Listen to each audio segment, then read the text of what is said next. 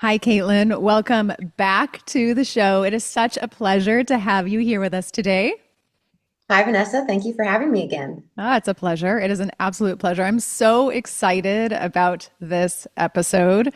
We were kind of chatting off air, and this is something that it's going to be the same, but a little different, right? Really candid, kind of like a relaxed kind of couch conversation, like we were discussing, and something that I think and hope that the audience will really resonate with. So I can't wait. Before we get into everything, why don't you give us just a little snapshot of who you are, your background, and for those that didn't listen to the episode way back in 2023 when you first came on. Hi, I'm Caitlin, and I have a tallow skincare brand called FATSKN that I started in 2019. And it's just been a journey. The whole thing has been a journey, and I've never been really a very technical person, I think, and that's why this conversation for us is going to be a little bit more casual. But I have really enjoyed the health journey along the way, and it's come with the brand. And on my channel, I do talk about a lot of other things other than skincare because I really believe that, the topicals are really, they're just one piece of all the inputs. And so that's why I was really interested in having this conversation with you today, because I want to talk about light. I want to talk about food and everything that goes with it. And it's all important and it's all cool. Yeah, yeah. It's true, and we're going to get into this quite a bit, like your involvement with health and in your own experience and also how the brand plays into it. But you're right. This is not going to be like just about skincare. I'm sure skin will come up to some degree and we'll implement examples, in certain little facets of the conversation. But this is really going to be about the pursuit of healing and the pursuit of perfection, or what we kind of like, a lot of people, I think you and I both to some degree have been this person as well, but the pursuit to get it all right, the overwhelm with health and wellness and trying to figure out like the miracle for everything, right? And also the danger of doing that and what it often leads to. And so, you and I have talked a lot off air about sort of your journey and my journey also, somewhat similar in ways. And, just how we're always learning. And I made a joke to you, not too long ago where I said, I feel like the more that I learn, the less that I know. And so I feel like, yeah, I'm really excited about this because I think a lot of people are overwhelmed in the health space. And even if they're not, knee deep in the wellness world, a lot of people still don't know where to turn when it comes to their health or what's best for themselves or their children or their families. So I hope that this episode is sort of a refreshing breath of fresh air, I should say, where it's not about perfection and it's more about, guidance and intuition and learning how to lean in to the process and the journey instead of, just instantaneously figuring the whole thing out. So that was a mouthful, but with that said, Well said. It was well said. thank you. I feel like the perfect place to start is, kind of, why don't you give us a little bit about your journey with health, but more so food, because I think diet has been, I know, she's already laughing, you guys, has been it's a perfect place to start, right? Because I feel like diet is such a huge piece and it's something that is so controversial because everybody thinks they know the answer. Everybody thinks they have the best diet. So give us a little bit of a breakdown of where you're at, where you've come from, and we'll go from here. Like I said, this is candid, so we'll go from there. Okay. So my whole life I've been animal based. Thankfully, I've never tried veganism or anything like that. But um, sugar was bad my whole life, for Mm. sure. And so I had a couple little health awakenings when I was a flight attendant. I had yeast infections for two like cycles in a row, and I went to the doctor and he was like, "Well, you're just going to take these pills again." And I was like, "What?" So when you're a flight attendant, you kind of tend to share everything with your crew, even though you've only known them for a day or two. And so I happened to share this with my in charge, and she was like, "Well, have you heard of the Candida diet?" And so that was my first awakening into the idea, honestly, that food can really affect your health so easily. And so I quickly cut out any little bits of dairy and sugar. But I think what I mostly cut out was the airplane food that I was eating and the airport food a lot. And so I saw it as just dairy and sugar, really cleaning that up. But anyways, I haven't had one since. TMI. But that was my like first little intro into the idea that food is more than just, I guess, an energy source, that has a lot, there's a lot more to it. So I was kind of like keto-ish. I got into Dave Asprey's Bulletproof Radio. I was listening to that a lot in 2018 when I was pregnant with my first, and it worked really well. Keep in mind, I live in Canada, which is something that we'll touch on more later. So it worked really well for me, but I definitely always had these sugar. I always wanted sugar, right? I had sugar cravings all the time. And so when I discovered Instagram Ray Peat diet, which is the Instagram version, is like a lot of orange juice and sugar is good for you. And I believe it's still about whole foods, right? Right. We're still avoiding processed. That has never been good. And to go back, like when I was keto in 2018, we didn't have bars and all these pre-made keto meals available to us. So it was always very whole foods based.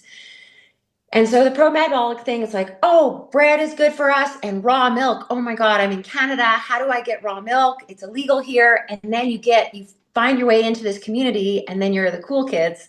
And you can get this underground farmers market, right? It's the milk, it's the pure eggs, it's all the best meat that you can get locally. And I really went into it full force. I didn't get into the sourdough thing because bread had always been an issue for me. And if it doesn't make me feel good, everybody can tell me that it's good for me. And if it doesn't make me feel good, I'm not going to eat it. It's as Yeah. simple as that. Yeah. So I did the repeat thing. That was 2 pregnancies, 2 postpartums. And then on the 3rd pregnancy, I got bigger. And then after, for 2 years, I still hadn't lost this like last little 20 pounds. And let's just call it that, because I wasn't weighing myself. I'm not doing macros. I'm not counting calories. I'm not like going to the gym concerned. I was trying to give myself space. I mean, I was 39. I'm 39, all this stuff, right? But without wanting to say, well, I'm 39, so this is just how I'm going to be for the rest of my life. No, there's something wrong. My This sounds so stupid to say. My stomach kind of hurt like all the time. I remember you saying this. And I was like, oh my gosh, it's my pelvic floor. I need an appointment. My muscles got thrown out. Maybe I got too big because I hadn't worked out before the 3rd pregnancy. And anyways, anything else, right? I cut out eggs for a while. I cut out all sugar. I cut out all flour. And then we went to Montana this summer, and we were there for 2 weeks, and 3 days in, we ran out of our raw milk that I bring down from Canada. And I won't touch dairy from the store because it still has always given me issues. So like once in a blue moon, fine, but I'm not going to eat it regularly. So after 4 days of no raw milk, everything, because I'm in a bathing suit the whole time down there, so it's very noticeable. And everything just kind of like felt good. I could suck my stomach in again. And I was like, no, no, no, no. This cannot be happening. This cannot, Not this. not my coveted raw milk, right? Not my Yeah. raw milk. So we Yeah. went home to Calgary, and I had some, and it was like immediately Oh, I went to bed that night and I was in pain slightly again. I was like, that's it. Something's changed. I didn't want to be like, it's the herds, like they're feeding them something different, blah, blah, blah, blah. Something's changed. I don't know what it is. I don't know what happened, but maybe I overdid it. I probably overdid it. And I didn't grow up with milk. So anyways, raw milk is out for me. And also peating is out for me. I'm into the seasonal peating. So seasonal Ray peating, whole foods based. And For those come who back don't on track. know, not to cut you off, but for those who don't know who Ray P is, because I guarantee you there are some people. I mean, I've been following some of his work for a while now too, but can you give us just a tiny overview as to what that entails, just for people who are like, I don't understand what peating means? Good point. So Ray Pete, I don't know, was he bio? Somebody's going to school me on this. Go ahead and school me on it. It's okay. He A just researcher. passed a researcher, yes, a researcher, and he passed away a couple of years ago only Yeah. in his 80s. And I think he was from the Pacific Northwest, but he lived a lot of his life in Mexico. And a lot of his amazing, he did so many podcasts, and a lot of his amazing stories were incredible anecdotes about, dogs healing blindness with raw milk and all of his patients, I guess, or people that he was at school with because See. he wasn't, was he, I don't know if he really treated people. He treated people. No, I think he did. Anyways, but he really believed he had a lot of supplements that he talked about, but he also was really contrarian, I guess you could say, in terms of the typical view of PMS and menopause and a lot of the female female troubles. Um, and sugar and the way energy was used, anyways, and just different inputs like that. Yeah. Yeah. He was essentially he was a researcher, and he threw his whole career and time, especially like I mean, I don't know exactly when he started, but into really challenging a lot of mainstream narratives. And so and by pro-metabolic, I mean he was just very focused on a certain diet that I think for a lot, I mean, I had a stint with it where I was really focused solely on trying to do like what he suggested, and it didn't entirely work for me, but I still pulled from his teachings and his research. But it's just so interesting because I find that a lot of people who go full blown repeat or full blown pro metabolic, they come back around a bit. Have you noticed that? It seems to be the case. Yeah. Yeah. Or for maybe for some women, I mean, I was skinny through a lot of it. So I was like, well, you're doing it wrong. Like, don't eat pasta, I guess. But, um, now I'm the idiot. So, Well, I think it just points to more so about like how, I mean, and again, you and I talked pretty extensively off air about this, but it's like I feel as though not it's a prime example of how not everything is for everyone. And so and also how there are things that can be amazing and work for you in seasons, but that doesn't mean that every season it's going to be for you, right? Like your things are going to change. And I think like for you, and I don't see your day to day, but I just know from the conversations that we've had that like there was obviously something that shifted. Maybe it was hormonally, maybe it was gut microbiome, maybe it was a combination of things. It's hard to say because a lot of times we don't have the exact answer. yeah. But it's really about like not, because I think one of the, and this is going to be, I think this is really like the common thread among like the subtopics that we're going to chat about here is that there are people in the health space and there are people in the circuits on social media that just pound in our heads that this is the way and the only way because it's working for them at the time. But and people will go and they'll do these diets or they'll do these lifestyles, right? Lifestyle changes, and it might not.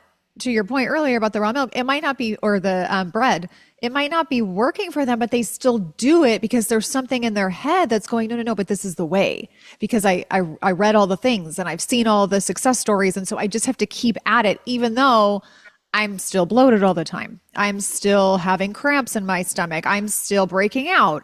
Oh, it's just a phase. I'll get through it. But like if the phase is 2 years, then we have to like rethink what you're doing in terms of lifestyle. So I'm sure you've got something to say to sort of piggyback off of that. Well, there's this missing variable that nobody was talking about. And I think that variable is location. And you can call it light or maybe, but here I'm going to call it location because the location is going to dictate the light that is available to you year round. And so Ray Pete lived down in Mexico. He was also a man, arguably, but um, I don't live in Mexico. I don't get light all year round, and it's a heck of a lot easier to make energy with light. Well, we can get into that later maybe, but Yeah. yeah, nobody talks about where you live. Yeah. Yeah. Location is critical. And that brings me sort of to what you said in conversation with me this week, which is because I said, is there going to be any piece of advice? I mean, when I say candid, you guys, this is seriously such a candid conversation because it's kind of like us just chatting and you listening to the conversation about us just chatting back and forth as friends. But is there ever like what is the takeaway going to be, right, for people like in terms of food, And you said something about seasonal and local depending on your location. And so branch off into that for me. So there was this 2 years ago, I got into Jack Cruz. And so Jack Cruz is a big light guy, but I fell upon this podcast from 2013 on Extreme Health Radio, and it was from 2013. And when I heard this podcast, I could not believe that it had not blown up because it was kind of Jack's origin story on about how he got into the light, the field of light, really. And it was about this deuterium, which is so water is H2O. And so hydrogen, there's two hydrogens in it, but deuterium is when hydrogen gets an extra neutron. So it changes it into heavy hydrogen.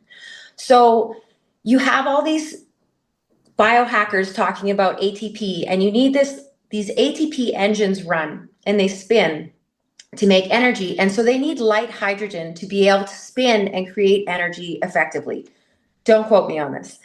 So when you get this added neutron, your hydrogen becomes heavier, and so it makes it a little bit harder for this to spin. It's not going to spin as effectively.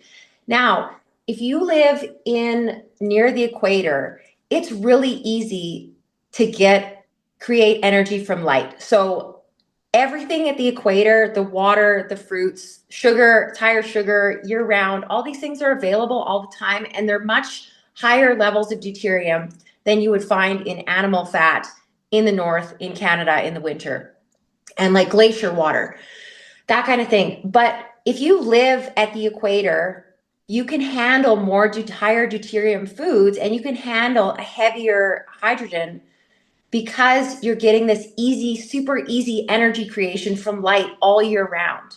So you can run a clunkier engine easier. Now, if you're living in Canada, you can't do that. So we can make light from energy, and we can make energy from light, and we can also make energy from cold because we'll produce our own light from the cold. So that's how people who live in the north historically have made energy throughout the long, cold, dark winters. We don't go, you go semi into hibernation, but you can make it if you're getting cold exposure. And that's where kind of the disconnect happens right now, is because a lot of us aren't getting the cold exposure. And that's why when you talk about all these cold therapies, that's why these things are beneficial, because you can create energy from getting cold exposure. So, but it's not as efficient of a source of energy. So you can't weigh yourself down with heavy hydrogens. So you need to be eating things that are low in deuterium. So now that we have this ability to import all of a variety of foods all year round, including cucumbers, full of water, no sugar, arguably, but they have all this heavy hydrogen because they're cucumbers that were grown at near the equator or in California or something like that, where there's higher deuterium in the H2O. And so you come up here and you're eating salads all winter long, it's not going to be good for you, incredibly. And so even though this sounds overwhelming, the takeaway, to bring it back to the point, is that as long as you are eating foods that are grown locally in the same light atmosphere that you live in, you're going to be a lot healthier, and everything is going to run cleaner. Yeah. Yeah. I'm impressed, my friend. That was a good explanation. That was a good explanation. Well, and here's why I like it, right? Because a lot of times people hear you really need to eat seasonally and you really need to think about like local foods and all the things, but they don't necessarily know why. And I mean, like maybe underneath the it's not like it's a superficial answer of, oh, because this is what's grown at this time. But there's more to it. There's actually Yeah. more to it. Location means more than just like, oh, because it's in season. There's like a lot of layers here. And so I think it's important that people learn or remember this portion, the deuterium portion of the conversation, because I don't think it's, I think it's highly missed. I don't think it's talked about. I mean, it's talked about in social, or I should say social wellness circles. But other than that, in terms of like That's so niche, mainstream, though. You're talking so about like the niche. most niche quantum Yes. circadian people. Like that is not mainstream. Not at all. Not at It's all. not. No. And it's not like this is a new thing, right? Like they track the migratory patterns of animals based on deuterium levels, and it's fascinating. So it exists, but on a packaged thing of packaged food or on a supplement package or on your collagen packets, it's not going to say deuterium content. Yeah. And those things, the more my understanding, limited understanding, is that the more processed something is, the higher the deuterium. And so that's also guided my food right now. Like I haven't bought collagen in years, not because of that, for other reasons, but I just, if it's processed, I don't want it because I don't know enough. Yeah. Yeah.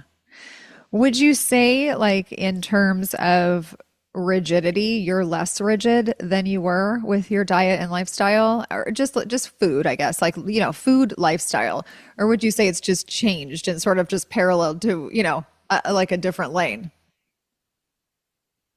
I think it's almost more rigid because I'm at home all the time with the Yeah. kids. Like I go out to eat once a month, maybe. We're going out tonight, and I can talk about that after, but I'm at home and I control what I buy at the grocery store. And I have always known that if it's in my house, I'm going to eat it. And so I am like crazy. We hardly buy anything at the grocery store now because it's winter, right? It's coming to winter now. Nothing grows here right now. Stone fruit season from BC is over. Okay. Fruit season is done. So I have three freezers full.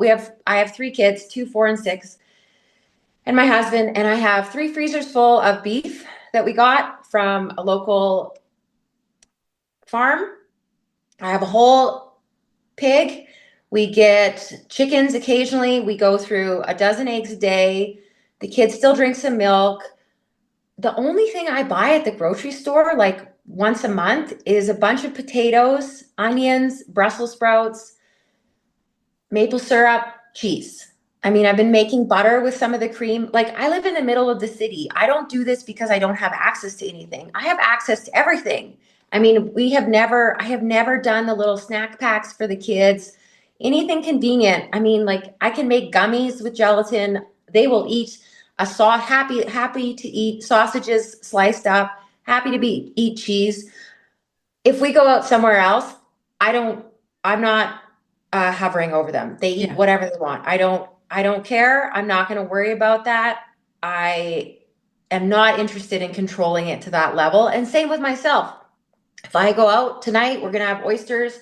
I'll probably have two mocktails. I don't care about alcohol anymore. And thankfully, mocktails are in style right now. So everybody has them. Yep. I'll have a couple of those. I don't care what's in them. I just want them to be tasty. We'll have some beef probably and whatever sides, and we'll probably have dessert. And I'm going to enjoy it, and I'm not going to think twice about it. So there's really kind of like these two, it's 80-20, but food at home is completely controlled, and that's how we feel best. Yeah. Yeah. And some might think, well, that's nice. Like, oh, wish I had the ability to do that. But I don't necessarily think that that's like I understand why that would come up for some right away, but I think that there's a level of this that everybody can implement. I mean, correct me if I'm wrong, but if we're all going to the store, no matter where we live, right? You guys, Caitlin's in Canada and we don't think a lot about weather, but they think so, like down here where I am in California, like people are not thinking about seasons the way that someone in Canada is thinking about a season, because they're constantly thinking about like, the foods that they are going to have available, and like the weather and all of that. We don't have that as much. Like it's just not as much of a conversation here. But anyway, wrapping back to the grocery store, it's like we all go to the grocery store for the most part. We all buy the things. And so what you're saying is like what you're doing is just a choice. It's not necessarily rigid. It's just that like, you have figured out what's best for you and the kids. And so you want to do what's best for you. It's not costing you billions of dollars to do it. And I guarantee you a lot of the convenient options are actually more expensive than the things that are, in your fridge or in your freezer. So if you want to say a little bit about that, because I think that the common like pop-up bubble in people's brains sometimes is, oh, well, it must be nice to have a freezer packed with meat or whatever. But there's like a lot of priority shifting that can take place. And when you actually look at things, there might be really an ability for people to like work it out for themselves, no matter where they're living, or no matter, even with a budget, like a strict budget, people can still choose what is, I guess, working for them and their children to some capacity, right? Like it even if you can't, we're not talking about perfection here. This is not what this is about. No. But there's got to be some like kind of a come to Jesus moment if someone does have that reaction. I mean, and I'm not trying to be insensitive. I'm just saying like, I think that's often the common thought when someone hears like, oh, well, I have this, or I make these things, or I buy this, or I stay away from this. Go ahead and yeah, if you want to kind of pick up. Well, and the other argument there would be time, right? Like, Yeah, true. okay, yes, I have the kids at home with me.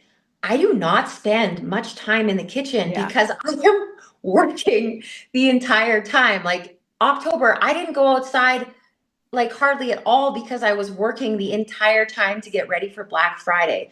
Like I don't have free time and time in the kitchen. I'm not wearing an apron all day. I pull out some ground beef that we're going to have for dinner. It's like 2 packs. Everything's half an hour, prep or work or cook time. It's not difficult.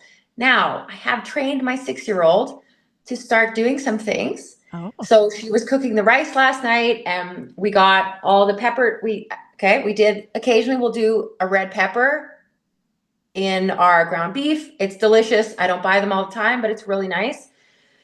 She was doing that last night. She was cutting those, and she does it. And it's kind of like a family part of it. I'm not a very good cook or a very good chef. So all of these meals are super easy. This year I splurged a little bit. And when I ordered the beef, I got the butcher to do a lot of the turn a lot of the chucks and stuff into sausages. Yeah. And that was the best money I think that I've spent, because we don't really enjoy chuck roasts because I'm not a very good cook. And so to have these sausages just so easy to cook up, 3 or 4 for the kids for lunch, they just eat that and that's it. Like it's so simple. I went through a phase where when they were younger, they would eat. I was like, oh, well, they eat a lot of fruit and I should follow their intuition because they know more than me, right? Like really not trusting myself, sort of. And it was great. Number one, it was super expensive. And number two, they had to eat every 30 minutes. So I just don't find that to me doesn't make for a sustainable, Yeah. right? Yeah. And so now we don't do that. They're used to no fruits in the winter now already, thankfully. We get it as a treat sometimes and stuff. And we have ice cream in lieu of fruits. But that saved, are you kidding me? That has saved me so much on my grocery bill, not buying not buying like 2 dozen oranges every single week. Like my grocery bills weekly are nothing. Wow. I don't go to Costco, so I don't buy all these extra things.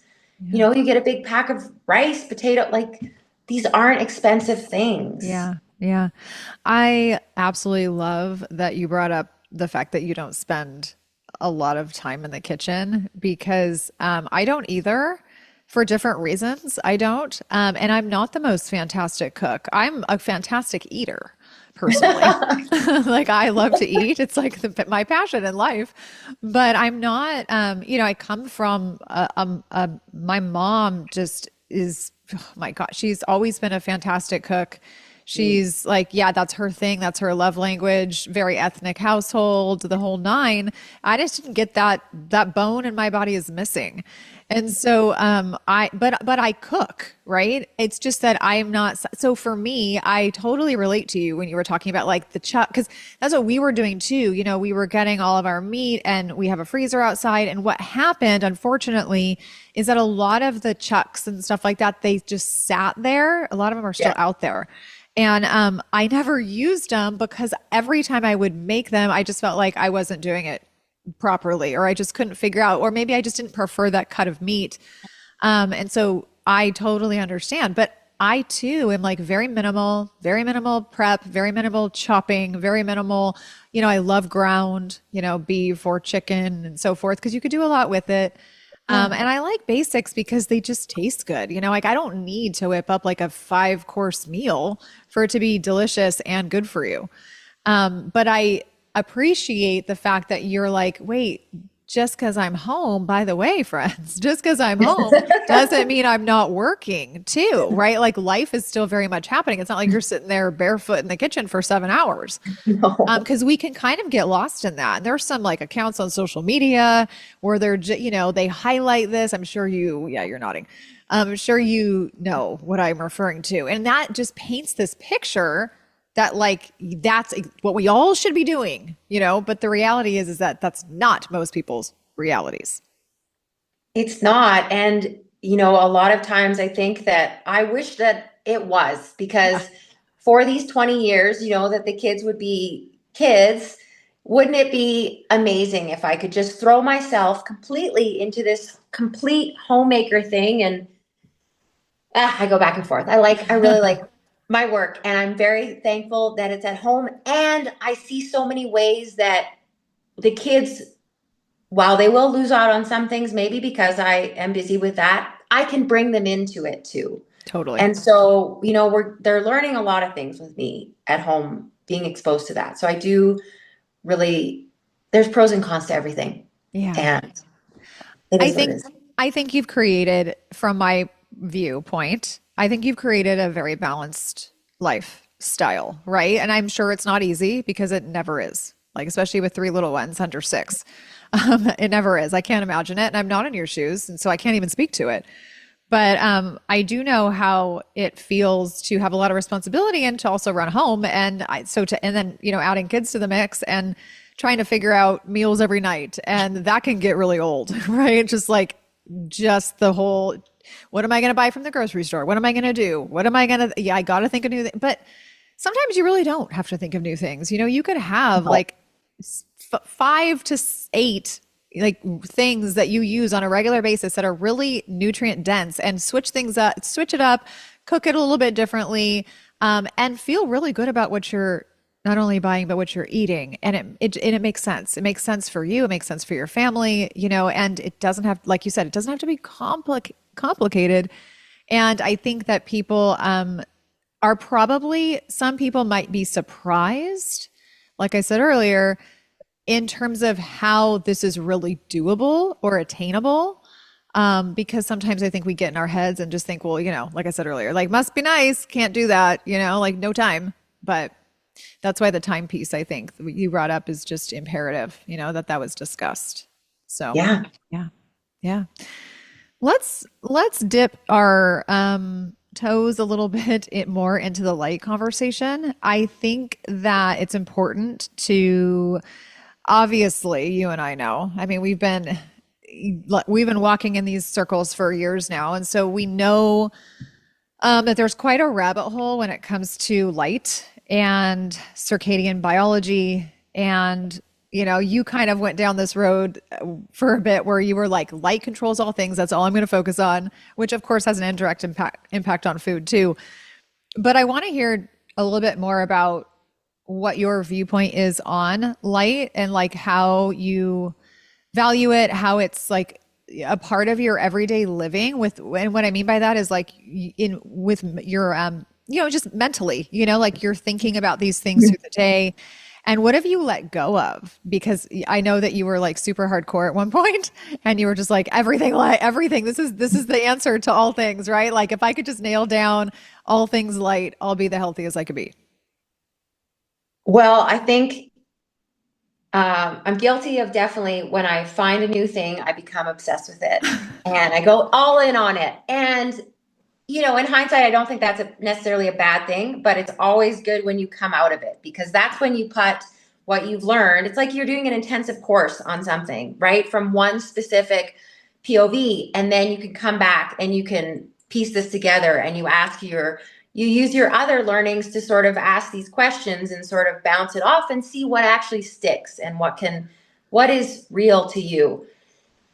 And so, yeah, I got super into Jack Cruz and everything light and really him only because he is prolific in the number of podcasts that he has done and the writing that he has done. And I just was so ready for his take on everything because he is a complete asshole.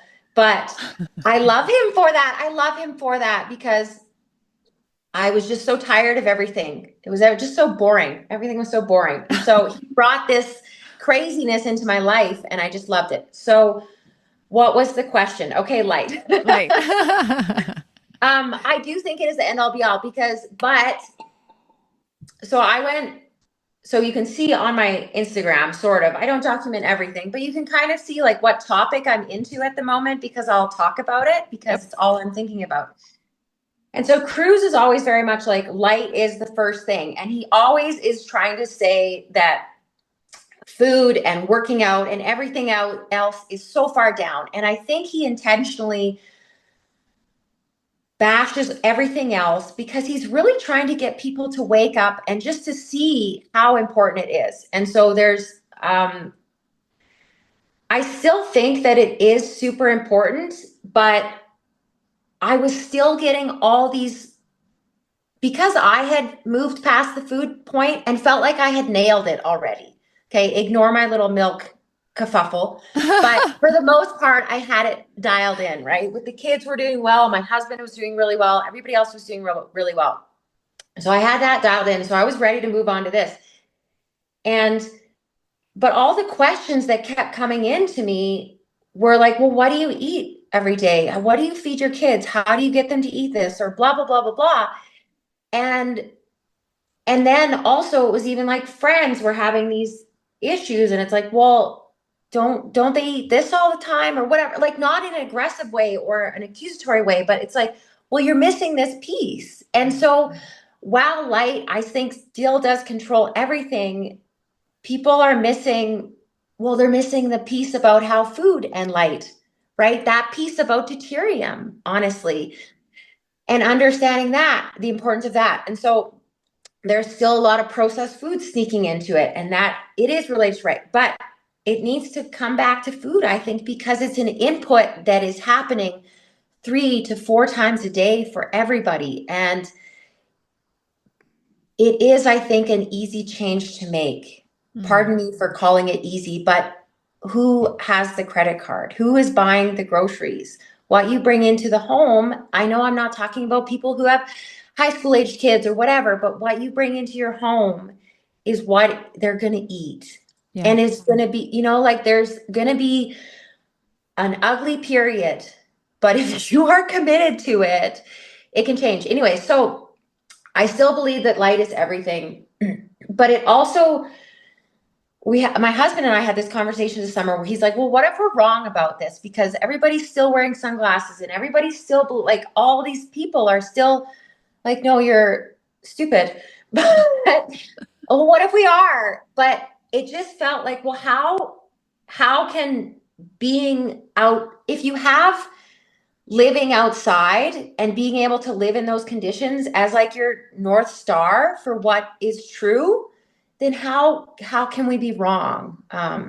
Right. And so with the food, it's like, well, I can see those cows over there. I can't actually. I live in a suburb, but I and can. then I I'm gonna. actually can. I have them out my yeah. Believe it or not, people don't they can't believe it, but I actually have cows on my hill. Yep. Amazing. In the middle of, Southern California in a suburb. Yep.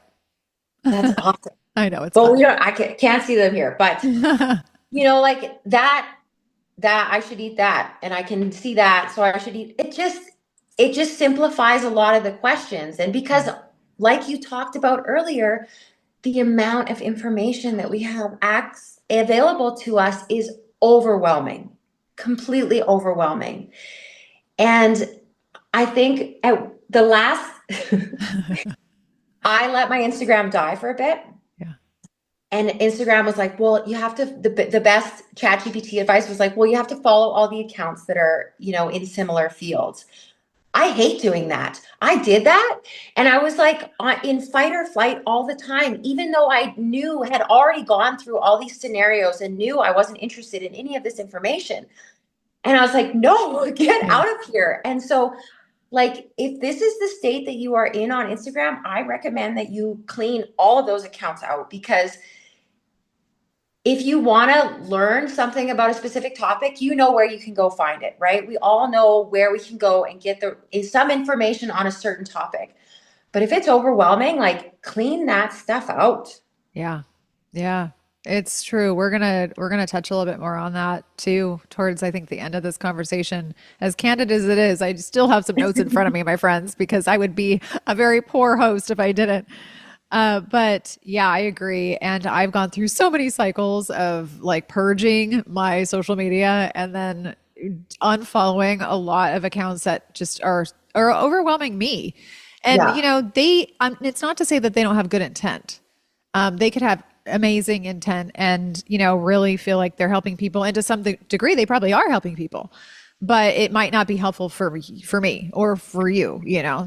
Well, maybe you've outgrown it, right? Because we're all on a different part of our journeys. And the journey is so important because you can't teach somebody something unless they're interested in learning it. Amen. And so if they haven't gone through these other phases where they've figured out, where they've hit their heads on things and they're ready to move on down the path, whether it's the right direction or the wrong direction, that path, it's great. It's available to you. Yeah, that's such a fantastic point. It Mm. really is. That's such a good point. Um, I I think that we tend to lose sight and we get really frustrated with others. And I mean, there's a difference. Let me back up here. There is a difference between someone just being just completely blocking any info and just saying like, I don't, I'm not open-minded at all. This is going to be the way that I'm going to live for the rest of my life. That's different. And maybe maybe they'll change. But then like someone actively sort of like pursuing a journey, kind of dabbling into things here or there, or even going deep into rabbit holes, you're still going to find people all across the board and all across the timeline with where they're at in their journey. And so it's so true because we can't necessarily knock the stage that not only that we're at, but other people are at, right? Like you've been doing this for however many years. I've been doing this for however many years. And it is, it's unbelievably cliche, but it's like the journey really is the whole thing, It right? It is. really is. It really is. There's no final destination. There's no flag. You're not going to get No. there with a medal. It's just not going to happen. The biggest, I mean, just, you're the one with I'd say with the advice here for the most part, but the biggest piece of advice I can give during this conversation, I think, is that the open mind is really your ticket. Because if you can stay open-minded and curious about things, and again, I think we're going to probably talk a little bit more about this as the conversation rolls on. That's really that's your winner. That's your winner right there. I think if you're consistently closed-minded, you think you got it all figured out, you've found the ticket to everything, and you need to look no further. That's when the warning bells are going off, and whether you see them or not. Right? Yeah, because that's when you know that you're at the top of a Dunning-Kruger thing and you're about to fall into a deep, dark hole where you realize that you've been wrong this whole time.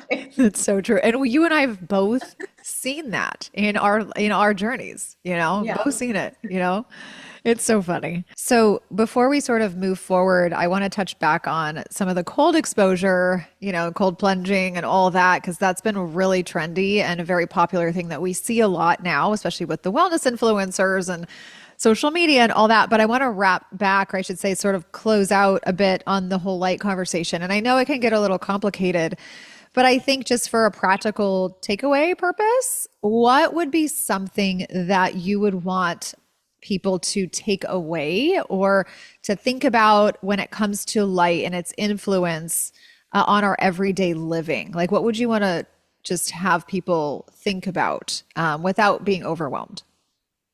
I can't promise the last part. There's, there's a book called Health and Light by John Ott, and it went out of publication a lot number of years ago, but you can get it for free. It's a PDF online. It's like 130 pages.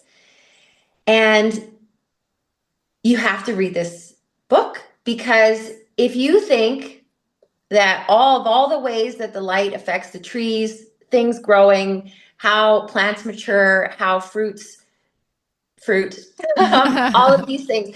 If you think that living behind a glass that filters out the red light and that filters out the UV, and going from your heated thing to your heated that, air conditioned, whatever, if you think that living out of tune with nature and the seasons is going to be okay and is something that is not affecting your health, then I think that you've got another thing coming. And it's such a fantastic book, because the answer to it isn't go and buy 10 supplements and you need 50 machines and you have to be doing this routine every morning. It's what if you just did things a little simpler? Yeah, which is in some ways the whole premise of this show to a degree. Not, and I'm not, hey, if you've listened to this show, friends, and and Caitlin knows too, like I'm not knocking biohacks and supplements, and I take supplements and all of that. But I think, and we will be talking about this upcoming a little bit, but I think we overcomplicate things quite a bit. And we tend to jump in some cases. And I think it's so easy to do that, right? Because we just want instantaneous results all the time. And we don't want to take any time to put any effort into things these days. So I agree. And I have not read that book. So we could even put it in the show notes for people. Yes. Yeah, that would be, yeah. In fact, I'm going to just jot that down before I forget. And let's just, let's dive a little in, no pun intended, to the whole the cold exposure thing for a second, because you mentioned that a bit ago, and I would love to touch on this. I actually spoke a bit about it about a year and a half ago on social media, because it was like literally when you couldn't scroll past anything without seeing someone doing a cold plunge. And I'm sitting over here going this, like, intuitively knowing that it wasn't necessarily appropriate for me. And that's not to say it's not amazing, but I would love your thoughts on like this trend, and just, yeah, I'll stop here because I want you to sort of take it. Well, it's so performative, but and that sounds so bad, but that's why it was so easy to see so much of it, because it is like, oh, look at me, I'm getting in the hot tub. Look at me, I've got a fridge full of raw milk. Like, I'm guilty of doing this exact same thing, and I will continue to do that. But similar to you, I didn't feel like I was strong enough to do that. I mean, I don't even want to take a cold shower. Me too.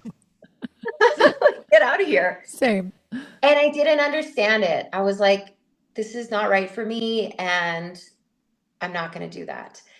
But then when you start learning about light, you're like, okay, great. Well, how does that fit in with people who live in the north and the dark winters? And there's got to be a way. And so you figure out that we have adapted, or people who look like me, our skin has adapted. Like, if we all started at the equator, but then our ancestors moved north and we got lighter skin as we moved and adapted. And that is an adaptation to not a lot of light in the winter. And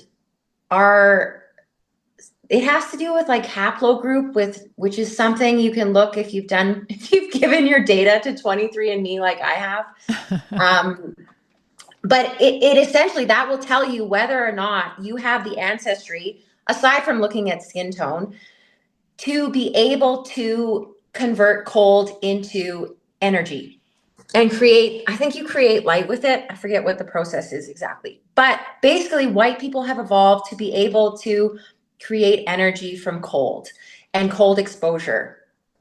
And I think that's where all of the cold plunge stuff comes in. And you can do, so if you wanted to ease into it, I mean, because you can, even though it's not accessible in the summer, you can still increase your redox or improve your redox by doing these cold exposures. And it's kind of like, I think the analogy is always like an iPhone. If your battery or your iPhone gets too hot, what do? You put it in the fridge, right? To cool it down. And then so everything can run cleaner.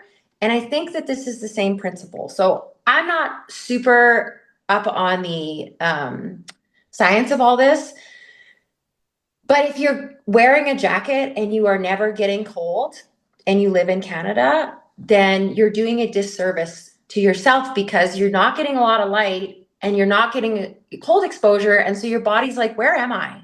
Yeah. Where am I? It's confused. And that, go ahead. No, it's confused. I cut you off. Well, exactly. And that's actually goes back to all of the points. The food that you're eating, your body is confused because it's like, well, this food has gotten this, it has this light barcode, right? From being grown in California. And you're way up here at the 49th latitude and you don't have that. So there's a disconnect in the information, in the inputs. So light is an input, food is an input, cold temperature is an input. All of these things are inputs. So you want to make sure that they're matching up. Yeah. Yeah.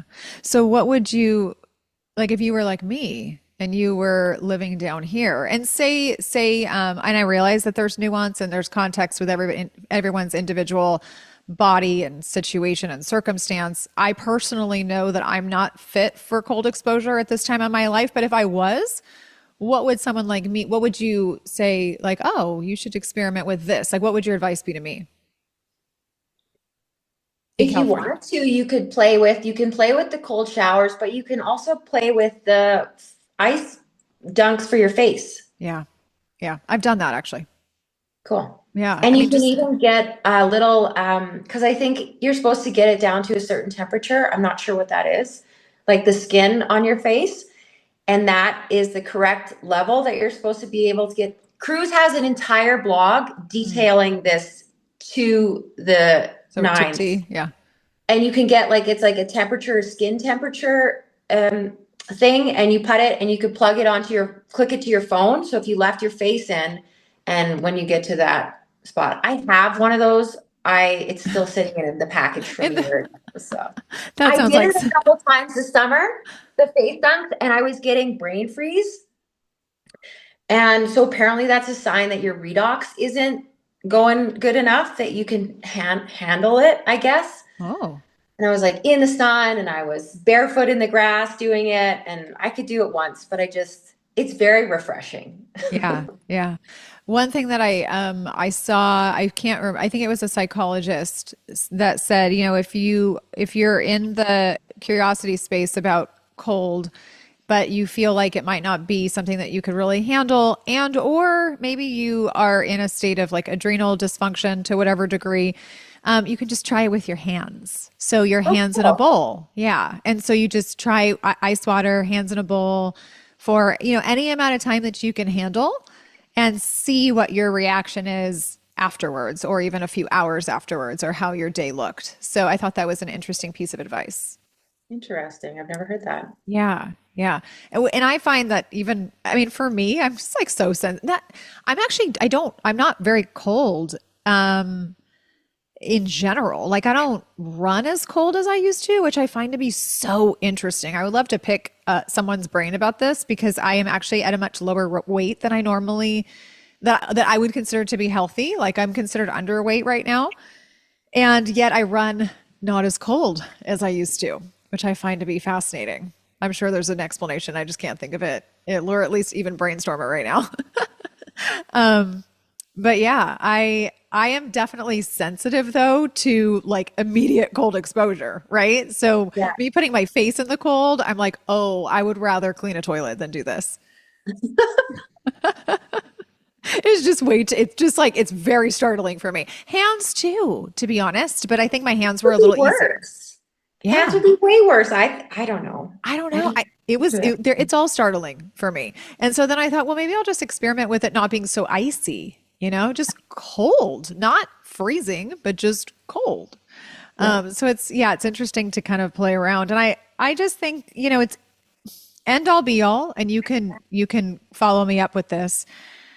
But I think it's important to just be mindful of our response to anything, cold plunge or other, versus like someone else's response or what you're seeing online. Because no matter if it, like I said, a half hour ago or whatever, like just because it's working amazing for person A, it doesn't mean that it's necessarily amazing for you. And that doesn't mean that it's not beneficial. But there's a season, for all things, and you might not be in the season for cold plunging. So, Yeah. yeah, Yeah. Maybe there's some other low-hanging fruit that you can that isn't exactly. so so aggressive. I don't know. It's so easy, but it can be so aggressive. Yeah, because it Yeah. really, yeah. And like, don't get, you said something to me off air which was like so great. You said, oh my gosh, how did you say it? You said, don't start out by purchasing like a special tub. Like, why don't you just, like, if you're in the north, why don't you just go outside for a few, Yeah. you know? Yeah. And there's a really good, if you are in the north, I don't know what's your percentage of A listeners, decent but amount in Canada, actually. Yeah. so this Carrie B. because so Jack lives in El Salvador, so he gets to talk about hot stuff all the time. But Carrie B. Wellness is a quantum educator, I suppose you'd call her. And I don't take courses, but I took her little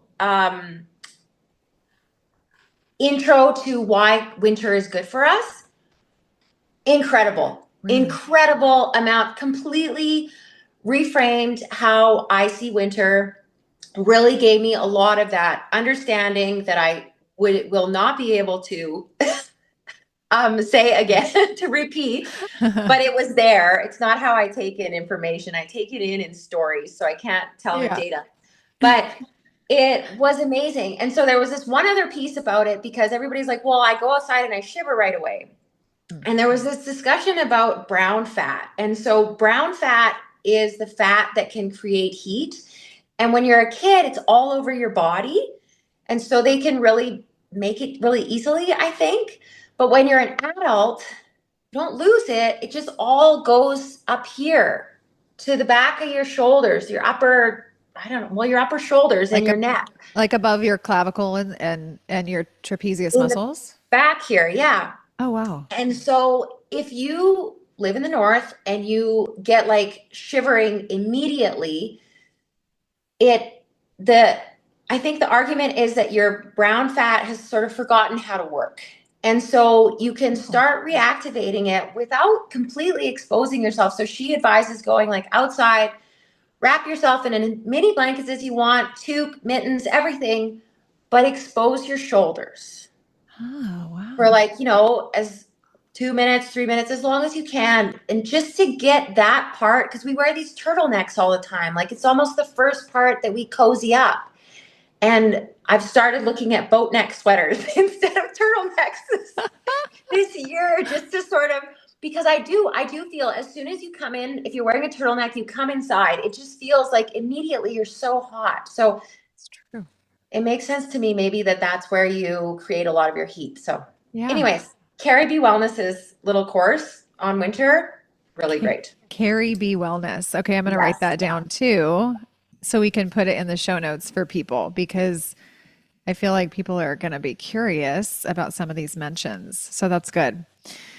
So I realize that what I'm about to say is kind of what we've been talking about, right? Like it's kind of like the umbrella, but I do want to discuss it because I feel like you've said a lot to me in conversation and I've said a lot to myself and probably rambled about this to some degree online as well. I can't say obviously I tend to rant a bit over there, but I feel like, and you use the word troubleshooting, which I thought was fantastic. Whether it is diet, whether it is light, whether it is supplements, whether it's whether or not you should implement this biohack or this modality or this thing in your life, we, I think as a collective, we've started to really just completely outsource, not started, we are completely outsourcing the answers. And troubleshooting life has become like, well, how do I find it? Let's go see what this person says. And that's not to say that that's not key, right? Like, because here we are talking on a podcast. We want people to hear the conversation so it could further their thought process so that it could maybe stimulate something for them, right? But whatever we say here is not the end all be all answer for you, right? So it's like we've almost kind of lost the art of thinking for ourselves. And I feel like people have lost trust in themselves. And this, I think, is very involved in there being so much information out there. Like you said, like people are just completely overwhelmed. So what are your thoughts about like this whole losing trust in your intuition or not thinking for yourself, also having this analysis paralysis, right? That I think so many people have because of the overwhelm that's out here. Let's just kind of start to have a mini chat about this because I feel like most people, if not all, can relate. Yeah, it's absolutely overwhelming. But I think that when you're in the space for any amount of time, you can start to see different personalities and what they're exploring. Well, here, let me start with an anecdote. So people have been coming to me lately and they're like, well, what expert can I hire to help me with this or that? And I think that's our first instinct right now. Just like you were saying, outsourcing everything. It's who can I work with? I'm absolutely guilty of this. And I'll add another sector, business. I'm guilty of doing this in business too. Who can I give money to fix me or to help me, right? Because I don't know anything. And so I think but those have been my biggest mistakes. The biggest wastes of money that I've ever done is when I have not spent time learning about a certain thing and going down a bunch of different rabbit holes and then figuring out what questions that I can ask the person that I would like to hire, because you need to be, you're going to be able to ask better questions the more you've learned about something. And I know it sounds easier to not spend the time DIYing it first, but you're just going to waste money and time anyways.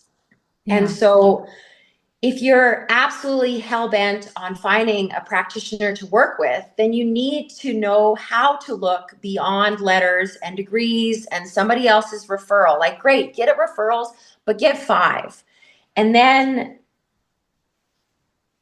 you need to make sure that they are somebody who's able to think and who is able to ask all these questions. And I saw this reel recently, and this guy was like, considering the fact that YouTube has somebody explaining or showing you how to do anything that exists in the world to a very skilled degree, it's really quite amazing that we are more useless than ever. And so, considering the fact that all of this information is available to you, and I had a way to sum this up, but no, you're doing good. I think you can solve your old problems. If you're already at the point where you're looking to find somebody who can answer all of these questions that you have, but all of these answers are available to you on the internet, I would seek out more of a guide.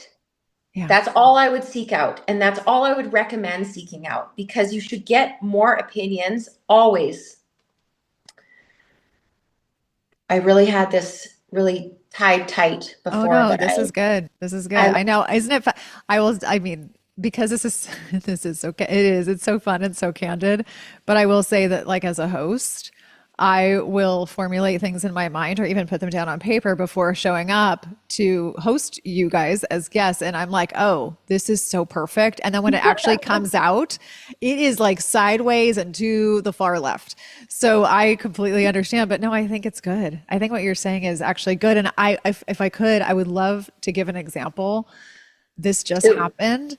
And I'll share this without giving any, well, actually, I think I probably do know her name, but so I've had the same doctor for many years. And I probably at one point, I probably gave too much, like I depended on him too much, right? For like the end all be all. And my health has changed and shifted. And it's not that my situation is any less serious or any less whatever, but I've changed, right? Like mentally I've changed and the way I approach my health and the way I try to kind of I almost said self-soothe, but sometimes it really is self-soothing, right? Like when something goes wrong and like how, it's important to sort of take a breath before jumping to asking the expert, not to say they don't have their place.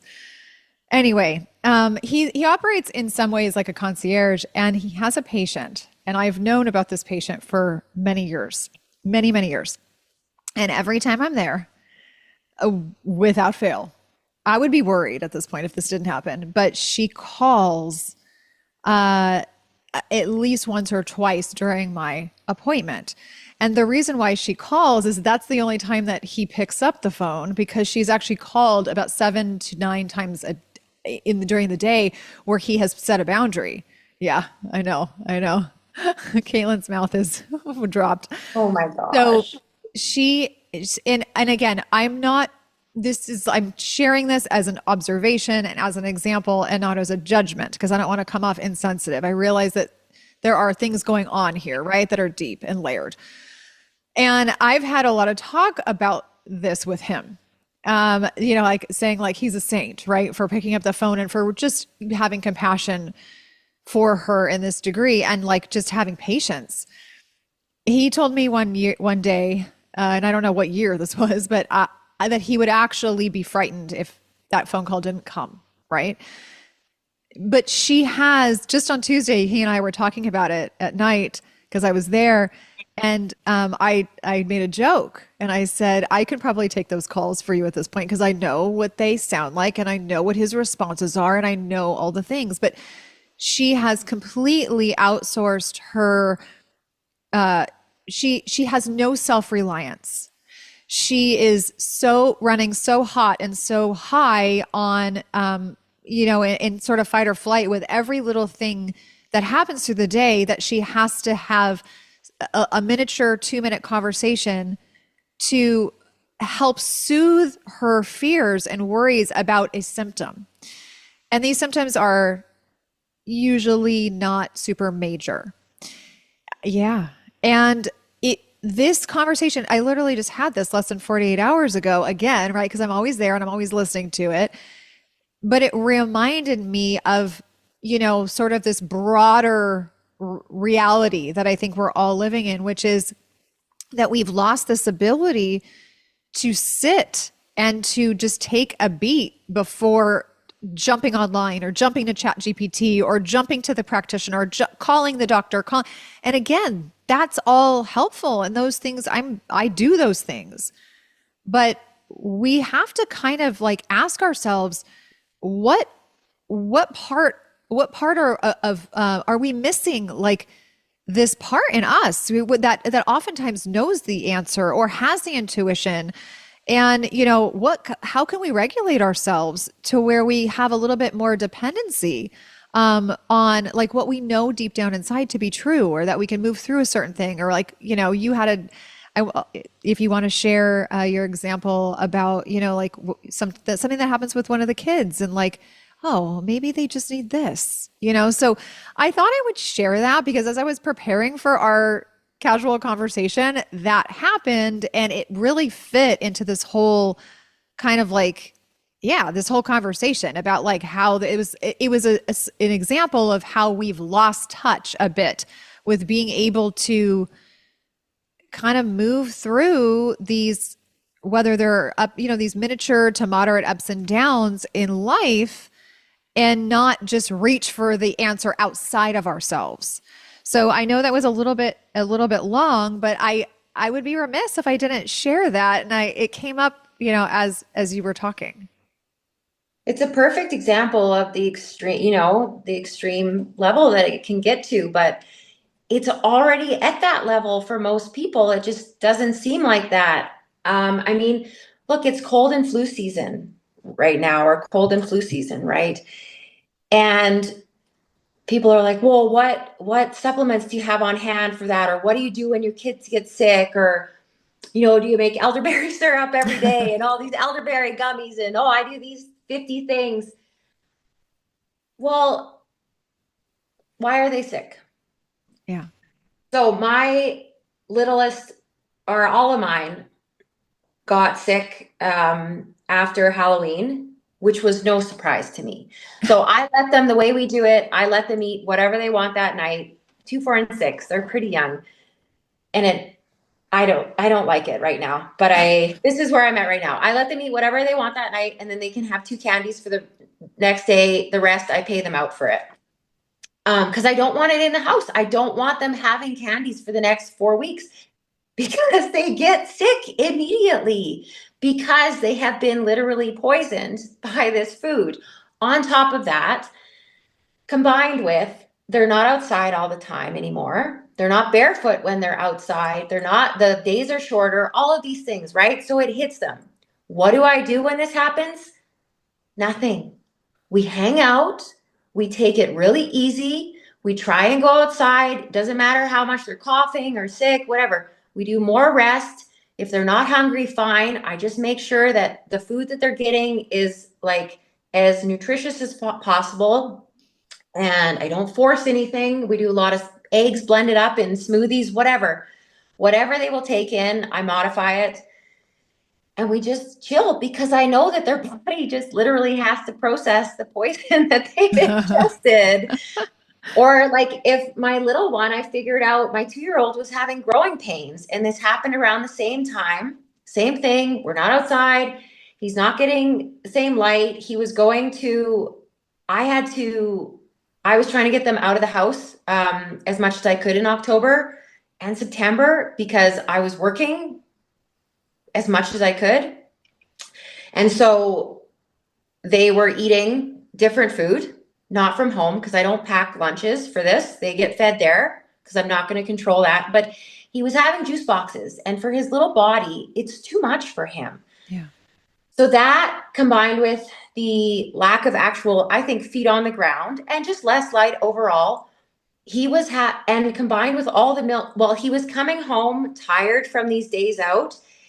And so he would drink a lot of milk, but then he wouldn't have dinner. And so he was getting all this milk, all this extra calcium, which depletes magnesium. And my understanding of growing pains is one of the things is depleted magnesium. Yeah. And so I'm not giving my 2-year-old a supplement, ingestible, but we cut the juice boxes. I cut his milk so that he make sure he was having actual dinner. And I started just putting my magnesium balm on his feet before bed. And then within a day, within a day, it was done. And it hasn't happened since. And it was over a period of about 2 weeks where he was saying my legs hurt. But it took me that long to realize that it could be growing pains, and then to connect it. Yeah. And my husband was like, oh, I had growing pains too. There's nothing you can do. No, there is absolutely a lot of things you can do if you understand why they're happening. And you and I talked about this before. Just because it's common doesn't mean it's normal. Yeah. And it's not just about, like, yes, I know that I added a topical supplement to him, but I also modified the 2 other things. And that is the piece that I think that we're missing. We want to jump to these hacks. What can I do? Okay, that's great. But what can you simplify or tidy up in the other part?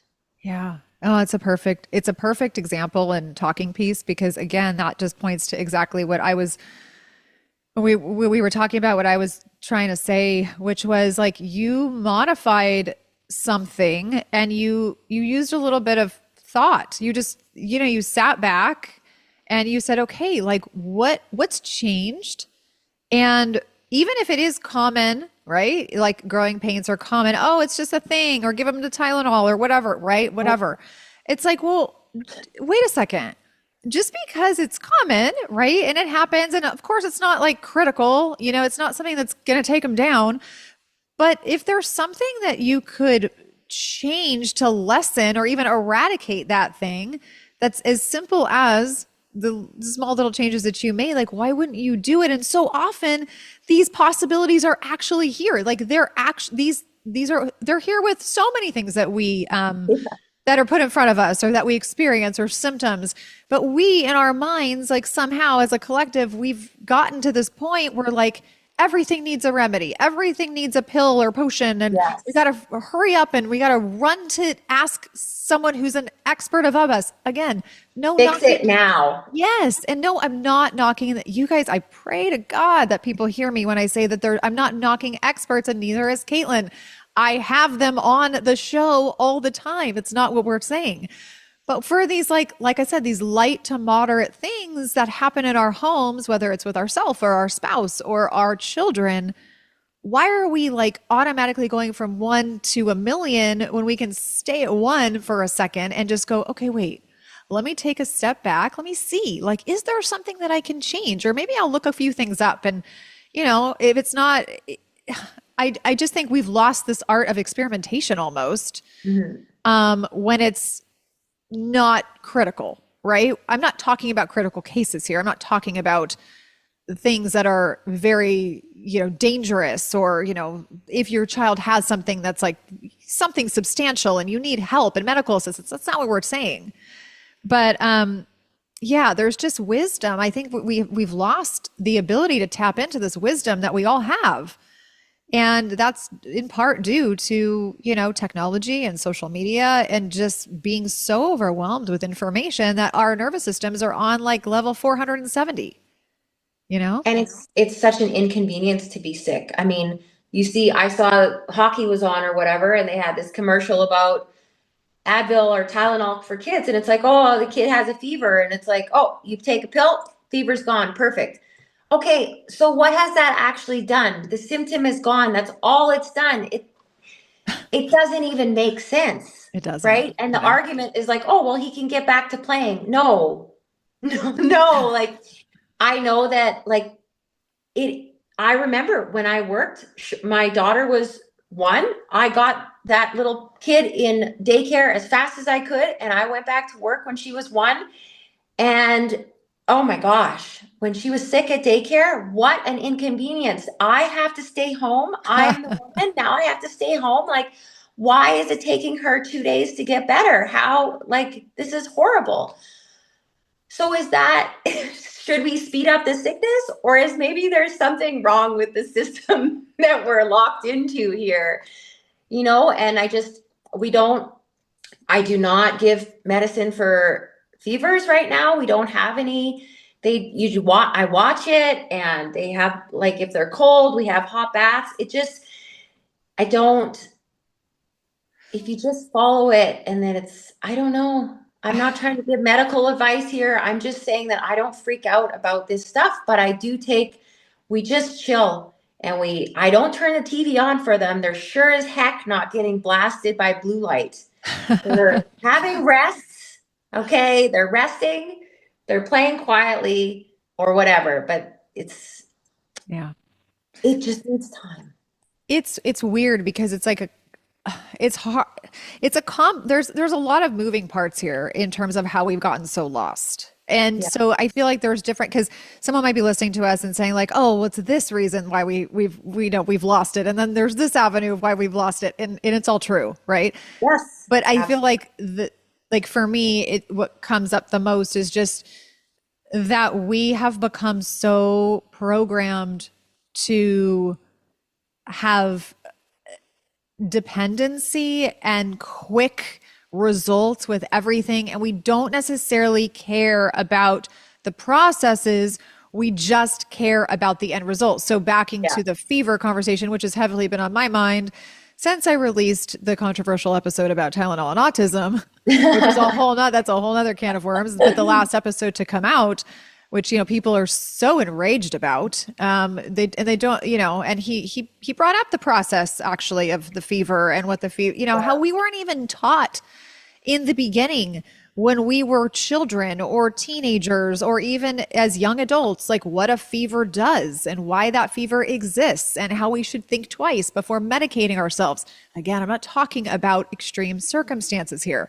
I'm talking about just the run of the mill type of a fever that we often see when we get a virus or we have some sort of infection.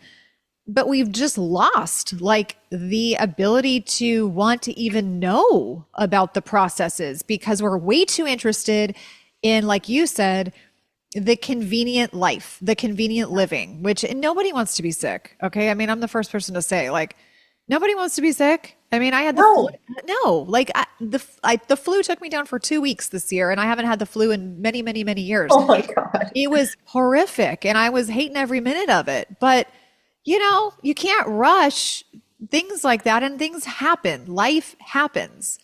So, there's just, I don't know, it's just really wild to me how we've got such a skewed perception of everything and we've really lost it. Like, well, if you had bought like a detox kit and you were doing a detox thing for 2 weeks, you'd be like, well, I'm just doing my detox, and you would take it easy, but because you're sick, you're like, what the heck? But that's your body's natural detox, right? So true. It's so true. And I had that thought. I wish I could tell, like some people know, I can tell you off air, but like some people know the specifics of the symptoms that I happen to see with this flu. And to be honest with you, and I've had a lot of experience with like not feeling well in my life, 45 years later, I will say that like there was some things that I had seen for the first time. Like I had some very interesting experiences with this flu. And some of it may have it kind of concern, there was some concern there, but like I could imagine, right, that there was probably some things going on within my experience that would send someone straight, like they would be like, no, straight to the hospital, straight to the, and I'm over here going, like I'm literally having conversations with myself because I'm mostly at home during the day alone. And I'm like, Vanessa, you have to remember, like your body is trying to detox the living daylights out of whatever this is. And so you just have to go through this and it's going to be okay because it is eventually, this is temporary. And these symptoms are super uncomfortable, but this is exactly what your body has to do. And it's important that you don't like negate that, right? It's important that you recognize that there is a lot of discomfort and that's valid too. But there's also this whole other viewpoint on it that, my body doesn't want to feel like this either. It's doing biologically what it's supposed to be doing. And I've got to just like accept and ease into that versus do everything I can to suppress and everything I can to stop it because that's just going to elongate it further. Yeah.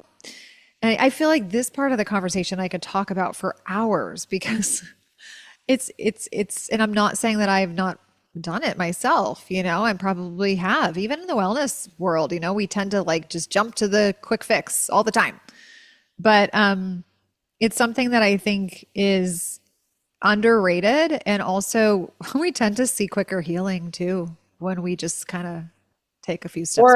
Or maybe longer, like you won't probably have a sickness like that again for a long time. Right. Hopefully. Right. Yeah. Yeah. No, I said that recently. I was like, well, at least I've got the antibodies for that nonsense. Yeah. It all cleaned out. It took me out for sure. So I feel like I want to touch on this before we start to close here.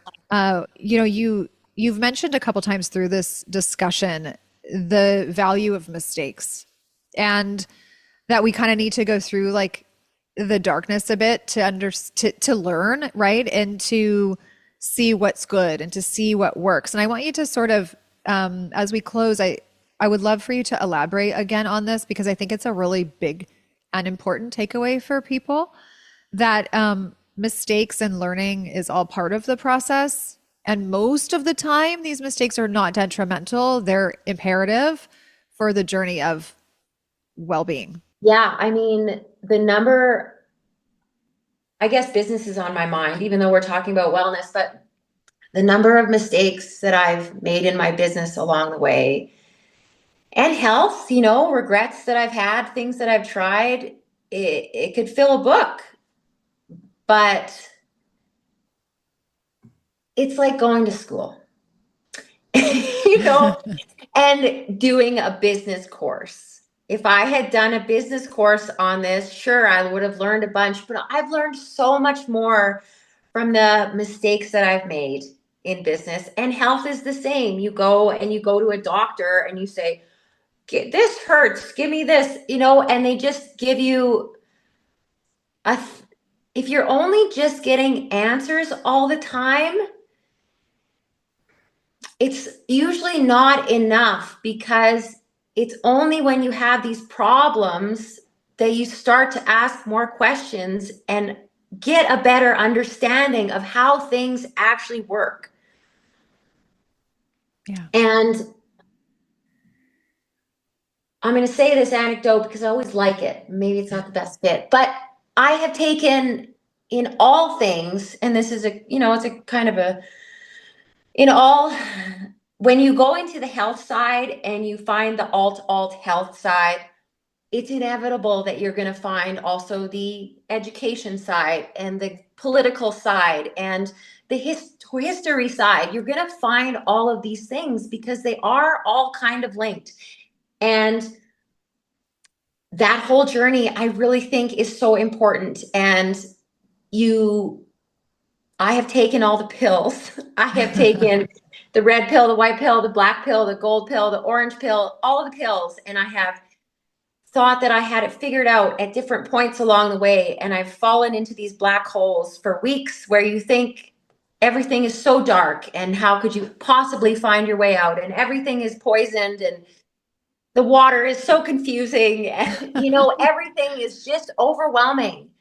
And this especially happens to me in the winter. With less light. But you have to come out of it, and you will come out of it. And I think that you are stronger and better prepared when you have gone through all of those things, but you have to come out.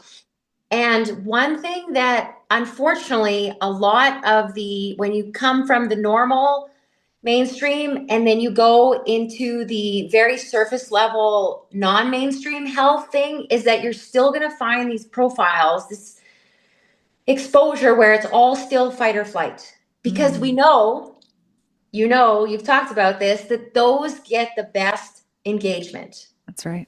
And if you're following an account that is constantly doing this to you, I really suggest you unfollow it, because it's the same damage. It's the same news cycle that mainstream is running on everybody else. And it is extremely harmful. Yep. And I'm not trying to say this in an alarming fashion. No, I think it's important. I have a terrible view of the normal world. I'll leave it at that. Mm-hmm. But I have never been more confident in life and my ability to find happiness for my family and to have an amazing life, and for my kids to grow up and have an amazing life. I would actually, having more for me is not off the table. And I'm 39.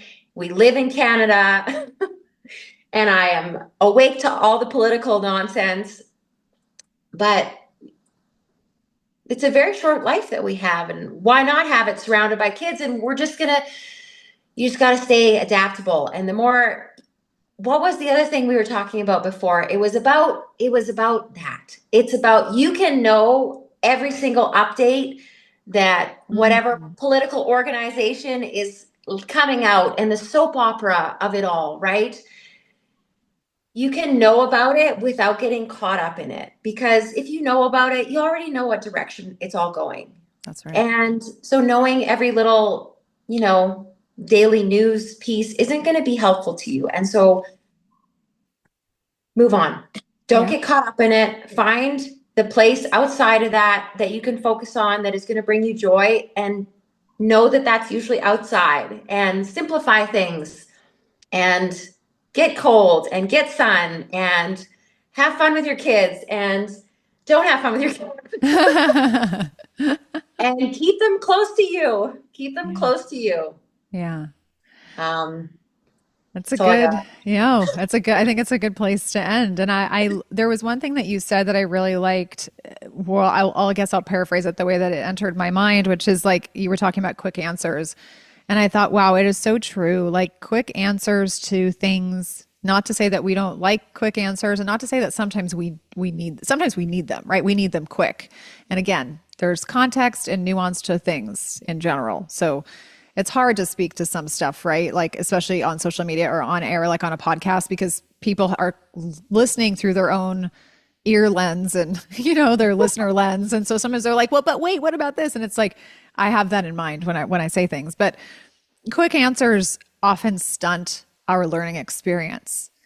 And if we're just constantly, like you said, being fed and fed and fed and fed, there's no opportunity for learning anything because we don't have to, right? I mean, we don't have to. We don't have to implement any critical thought. We don't have to implement the journey is like stunted, because we're just completely dependent on that quick answer and being fed the automatic. And so I loved that. I mean, it's just, and two, I think it brings us out of alignment more because we lose touch with like ourselves and that inner intuition, that discernment that we have. I believe it's God given, and it's really mind blowing because I think these conversations too, they challenge me because I think like, oh well, what am I still outsourcing, right? What am I still doing, or how much do I Yeah. go to Chat GPT for X, Y, and Z? You know what I mean? Like I totally.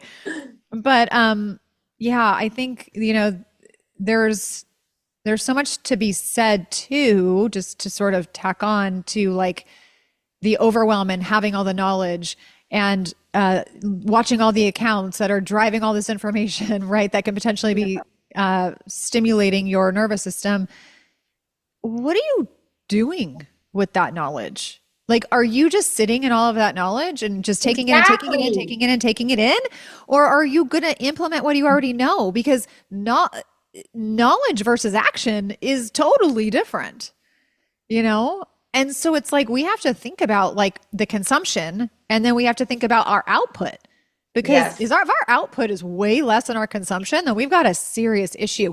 And you know what? We've probably all been there or we're there. And it's not about shame, but it's about like getting honest with ourselves and just going, what am I really doing? And like, what state am I really in?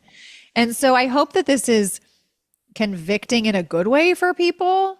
I mean, I know I've been convicted plenty of times about this in general, right? So it's like I'm not sitting over here, like I said to you off air at some point, like I'm not throwing stones in glass houses here. I'm just saying, I think what needs to be said and what I think a lot of people need to hear, which is like, what are you really doing? And is it really benefiting you? So Yeah. any final thoughts? No, I love it. Yeah. Can't wait to listen. I mean, I think it's going to be, I know this is going to be a good one. I can't wait to hear the feedback on this one. Before we close for real, I would love to give you an opportunity to just share a little bit more about FATSKN, your beautiful brand. And, I can even tag the original episode that we had together back in 2023 if people want to listen to more about that. But give us a little tiny description and then where people can find you, social media, website, all the goods. Yeah, it's tallow. Everybody knows what tallow is now, not when I started in 2019. I hand make everything up here in Calgary. It's all sourced locally because Alberta is amazing for grass finished cattle. Lots of amazing family farms. So I make everything here. We ship from Ontario, we ship from Calgary, and I have a warehouse in the US. We have the products are very simple. I think a lot of people, now that tallow has gone mainstream, a lot of people who found tallow originally, they were like, I've tried everything else.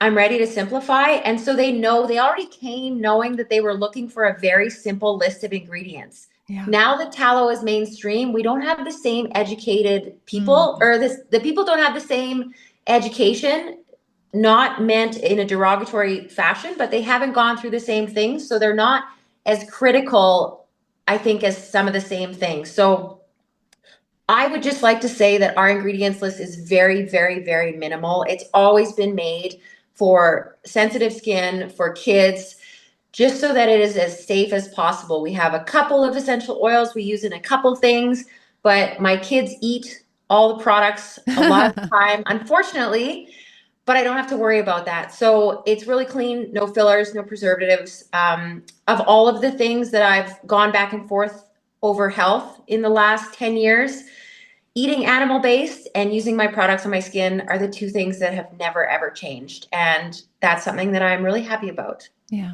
Yeah. It's a beautiful line. I highly suggest that if you have not checked out FATSKN, that you guys do so. If there's anything else that I'm about to, besides what I'm about to say, definitely tack on to it. But you can find Caitlin on Instagram. That's where she spends most of her time on social media. And then also she has a website. There's a listener discount code in the show notes for you. This has been available for you since the original episode back in 2023. And fun note, when we did that original episode back in 2023, you didn't have the US warehouse. I remember it was Oh, still yeah. Canadian. So you were like, yeah, you were battling a bit with that. So it's super cool because, yeah, I think that's probably just increased and just things down here, but also decreased your stress levels having a US warehouse. So if there's any other ways for touching base with you, be sure to let us know now. But I think I think I covered it, right? That's pretty much it. Yeah. Yeah, or email. You can email me. Yeah. It's all me. I am the one responding to Yep. everything. So Yeah. Yeah. Well, I thoroughly enjoyed this. This was so fun. I'm so glad that we did it. I think that people will be responsive. I hope people will enjoy our back and forth and sort of the candidness of this conversation. And thank you for coming back on and just, yeah, being truthful and honest and sharing your perspectives. It's been so fun. thanks, Vanessa. It was really fun. It's been a pleasure. All right, my friends, until the next episode, thank you again for joining us. I hope you have a really blessed day, and I will see you all soon.